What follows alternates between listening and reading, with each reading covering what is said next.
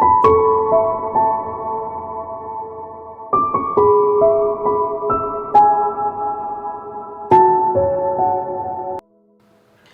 باللہ من الشیطان الرجیم، بسم اللہ الرحمن الرحیم، نحمد صلی اللہ رسول کریم، انشاءاللہ ماشاء اللہ سبحان اللہ۔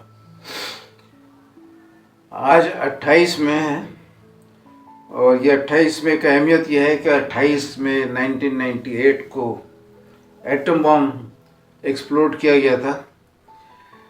جس کا کریڈٹ تو بہت لوگوں کو جاتا ہے، لیکن جو اہم کریڈٹ جاتا ہے سائنٹسٹ قدیر خان کو، اور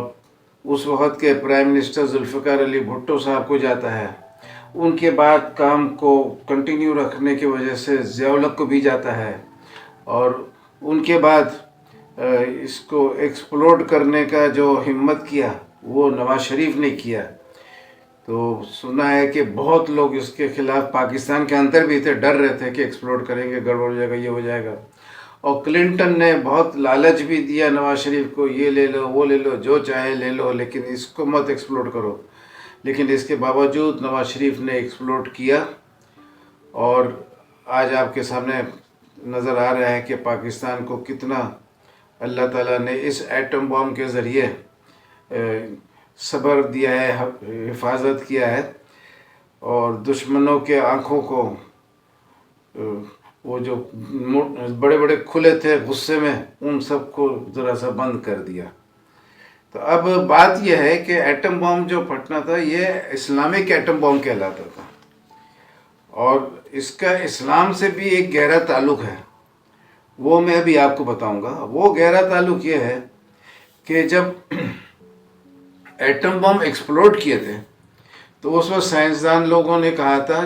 یوم تکبیر اللہ اکبر کا نعرہ لگایا، یوم تکبیر اللہ اکبر، یوم تکبیر اللہ اکبر، اور سجدے میں پڑے تھے۔ تو یہ نعرہ جو یوم تکبیر اللہ اکبر لگائے تھے، تو اللہ اکبر جو ہے یہ بندہ جب پیدا ہوتا ہے مسلمان تو اس کے کان میں سب سے پہلا اذان دیتے، جس کا پہلا لفظ کلمہ اللہ اکبر ہوتا ہے۔ عید میں سب سے زیادہ اللہ اکبر پڑھتے ہیں، اللہ اکبر اللہ اکبر، لا الہ الا اللہ واللہ اکبر وللہ الحمد۔ اور اسی طریقے سے نماز میں سب سے زیادہ اللہ اکبر ہوتا ہے، اذان میں بہت دفعہ اللہ اکبر ہوتا ہے، اور جہاد میں ہوتا ہے، آگ کو بجھانے کے لیے کرتے ہیں، اور جب کوئی مر جائے تو اس کے جنازے کے نماز میں بھی اللہ اکبر کافی بولتے ہیں۔ تو دوستوں، بزرگوں، شاید آپ کو سلام کرنے بھول گیا تھا، تو دوبارہ سلام کرتا ہوں، اور اب بتا رہا ہوں آپ کے خدمت میں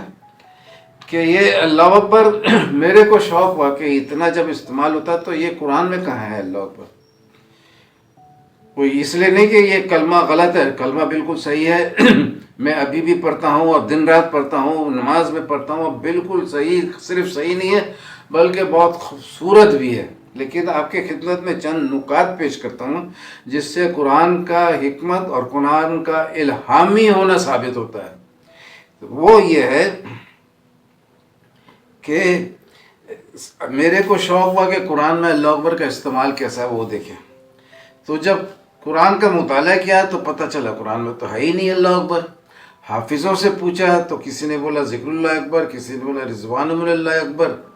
تو میں نے بولا وہ تو اللہ کا ذکر اکبر ہے دوسرے اعمالوں کے مقابلے میں، اور اللہ کا رضا نعمتوں کے مقابلے میں جنت میں اکبر ہے،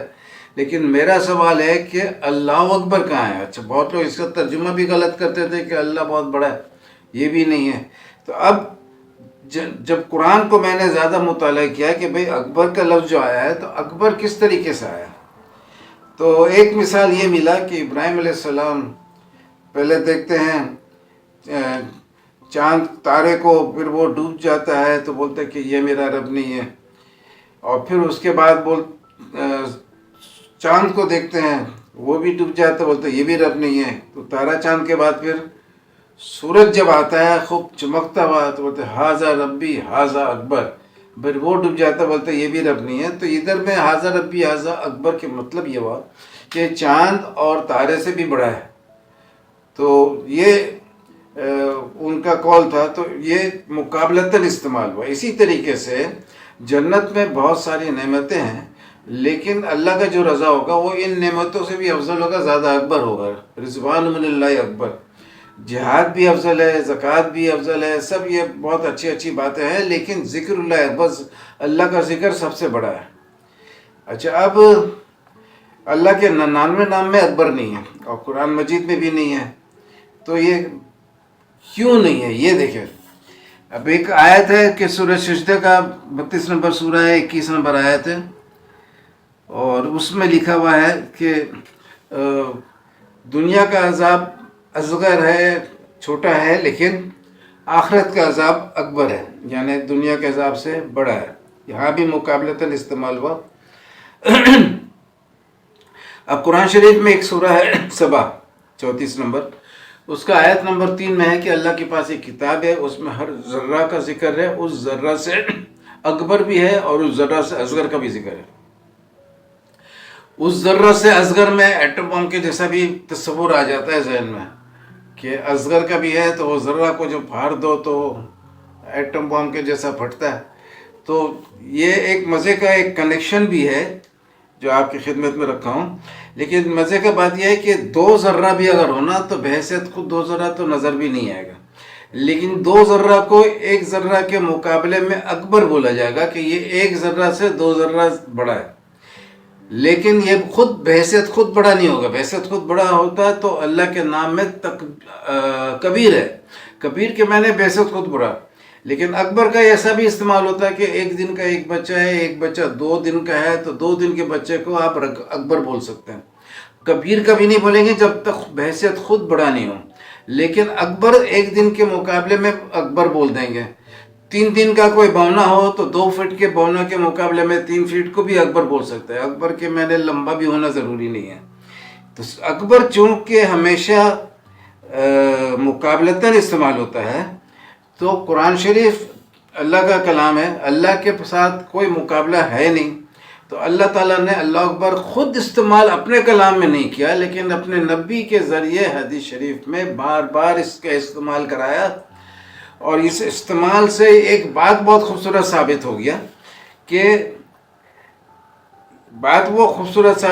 کہ 23 سال میں قرآن شریف کا نزول ہوا اور 23 سال میں حدیث شریف بھی لکھی گئی، یعنی تو اب 23 سال میں حدیث شریف میں بار بار اللہ اکبر آیا اور قرآن مجید میں ایک دفعہ بھی نہیں آیا۔ اس سے 100% ثابت ہو گیا یہ 2 کلام الگ الگ ہیں۔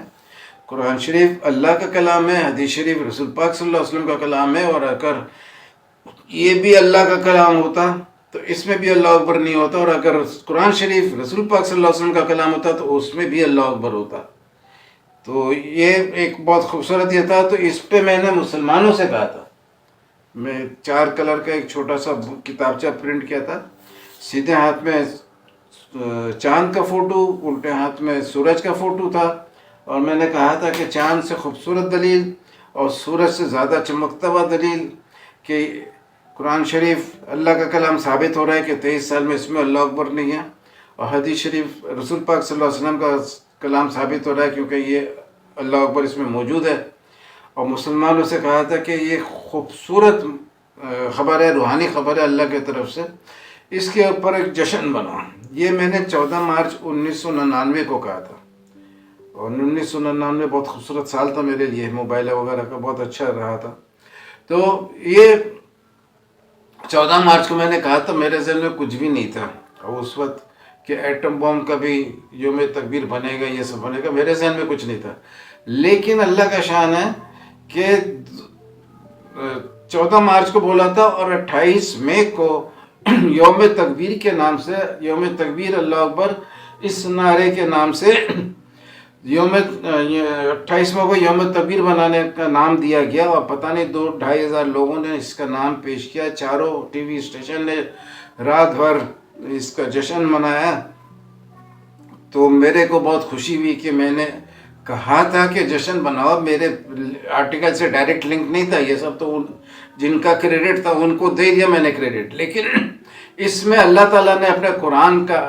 عظمت والا پوائنٹ جو ہے اس کو بھی شریک کر دیا، تو یہ میرے لیے بہت خوشی کی بات تھی۔ اور جن کو سمجھ میں آئے گا تو مجھے 100% امید ہے ان کو بھی بہت خوشی ہوگی، اور اس کے ساتھ آپ سب کو اللہ تعالیٰ خوش رکھے اور خوشیوں سے نوازے، اور پاکستان کا بھی مستقبل خوشیوں سے بھرا ہوا ہو، اور اس کے ساتھ آپ سے اجازت چاہتا ہوں۔ اور گڈ نائٹ تو بولتے ہیں، لیکن شیلی نے بہت اچھا پوئم لکھا تھا، good night I know the hour is ill which severs those it should unite, let us remain together still